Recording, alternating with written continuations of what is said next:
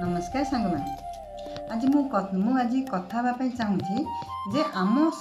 भितर आम जीवन काल भितर एमती गोटे कौन दुर्घटना आसी पहुँची कि समस्या आसी पहुँची से समस्या को जिते चेष्टा कले भी आम भूली पारूँ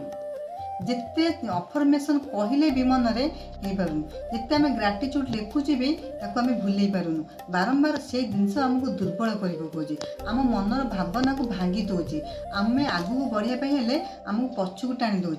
आम केमी मुक्ति पाइबा केमी ना आम से समस्या को भाविबा से छोट दिनर कथाटा हो